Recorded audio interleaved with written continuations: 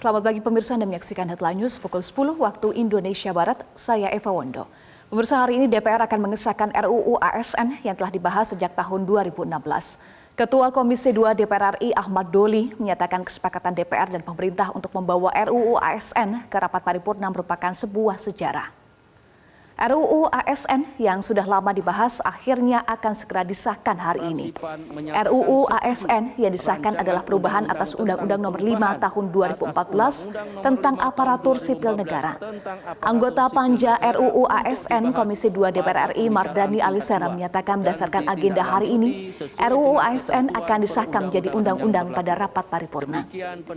Sebelumnya pada rapat kerja pengambilan keputusan tingkat 1 RUU ASN yang digelar Komisi 2 DPR RI pada 26 September lalu, Ketua Komisi 2 DPR RI Ahmad Doli Kurnia menyatakan kesepakatan untuk membawa RUU ASN pada rapat paripurna merupakan sebuah sejarah. Dirinya menambahkan pengesahan RUU ASN sejatinya merupakan hal yang ditunggu, khususnya untuk para tenaga honorer. Untuk informasi selengkapnya mengenai pengesahan RUU ASN hari ini, kita bergabung dengan Liz Pratiwi dari Gedung DPR RI. Liz, apa saja poin perubahan dalam RUU ASN yang akan disahkan hari ini?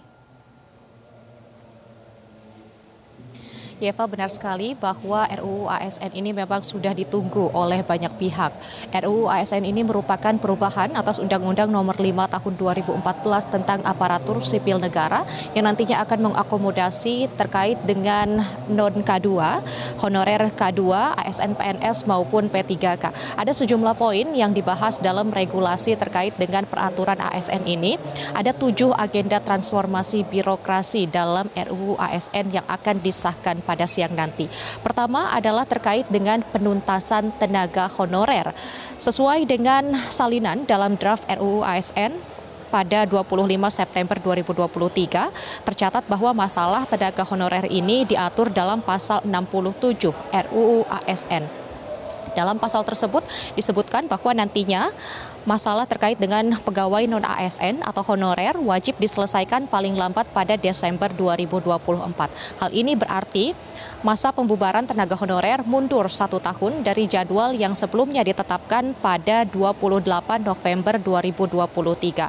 Sementara itu, menurut keterangan dari pemerintah bahwa nantinya sebagian dari honorer tersebut akan diangkat menjadi P3K part-time atau P3K paruh waktu secara bertahap yang peraturannya nanti akan dimasukkan dalam peraturan pemerintah atau PP Manajemen ASN yang menjadi bagian turunan Undang-Undang ASN hasil revisi.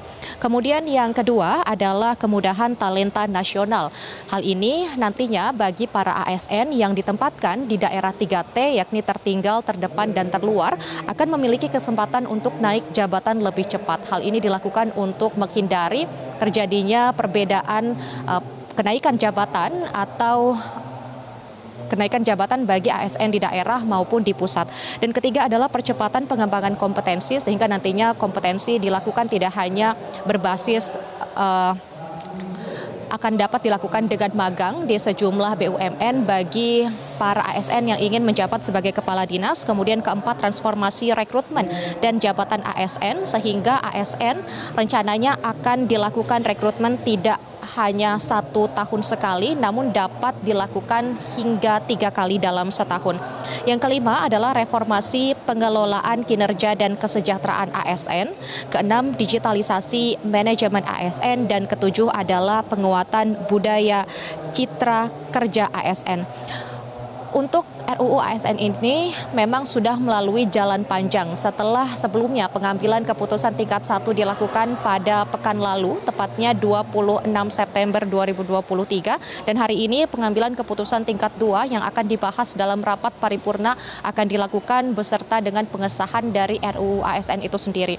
RUU ASN sudah diperjuangkan selama lebih dari 7 tahun, tepatnya mulai tahun 2016. Tercatat bahwa sejak awal dimunculkan, ini sudah 7 kali masuk dalam prolegnas dan akhirnya akan disahkan pada siang nanti. Demikian Eva, kembali ke Anda. Baik, terima kasih Liz Pratiwi untuk informasi Anda. Jelajahi cara baru mendapatkan informasi. Download Metro TV Extend sekarang.